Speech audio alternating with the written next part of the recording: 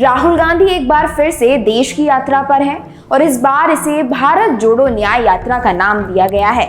लोकसभा चुनाव 2024 से पहले एक और इंडिया गठबंधन से लगातार बिखराव की खबरें आ रही हैं और दूसरी ओर बीजेपी ने हालिया विधानसभा चुनाव में जोरदार जीत दर्ज की है।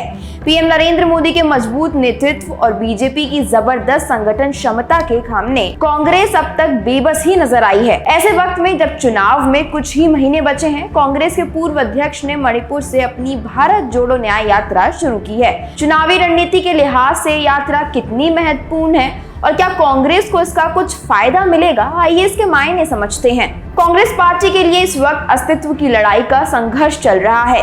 हिंदी पट्टी में पार्टी लगभग साफ हो चुकी है और जिन राज्यों में सत्ता में है उनमें भी वह सहयोगियों की भूमिका में है।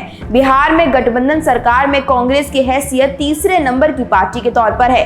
राजस्थान और छत्तीसगढ़ में पार्टी 2023 विधानसभा चुनावों में मुंह की खा चुकी है। तेलंगाना और कर्नाटक में पार्टी को भले ही जीत मिली है, लेकिन दक्षिण में भी पार्टी कांग्रेस तमिलनाडु और आंध्र प्रदेश जैसे राज्यों में सहयोगियों के ही भरोसे है। केरल के वायनाड से राहुल गांधी सांसद हैं, लेकिन वहां प्रदेश में कांग्रेस की सरकार नहीं है। ऐसे में हालत में लगभग पूरे भारत में कांग्रेस संगठन निराश है और कार्यकर्ताओं में मोटिवेशन नहीं है।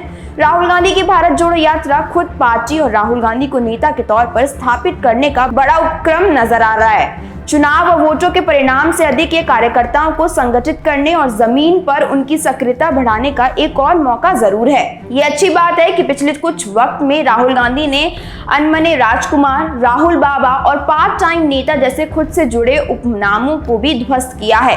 वह लगातार और सटीक शब्दों से आर्थिक नीतियों, बेरोजगारी और देश के किसी भी हिस्से में होने वाले अपराध और हिंसा के लिए मुखर होकर आवाज लगाई है। राहुल गांधी लगातार संघ और बीजेपी पर खुले शब्दों में हमले कर रहे हैं। अब जबकि वे कांग्रेस अध्यक्ष नहीं हैं, तो पूरे भारत में की जाने वाली उनकी यात्रा खुद पार्टी के अंदर उनकी छवि और नेतृत्व के प्रति विश्वास पैदा करने का काम करेगी। यह बात विरोधी ही नहीं, कांग्रेस समर्थक भी जानते हैं कि पार्टी की कमान आज भी भले किसी न किसी तरह से गांधी परिवार के पास ही है और आज नहीं तो कल फिर से परिवार का ही कोई पार्टी अध्यक्ष बनेगा। ये यात्रा राहुल के लिए वह सुनहरा मौका है जहां से वह खुद को कांग्रेस का सबसे बड़ा और सर्वमान्य नेता के तौर पर स्थापित कर सके। खैर, आप लोग कितना सहमत हैं मेरी इस बात से, अपनी राय हमें जरूर बताएं। धन्यवाद।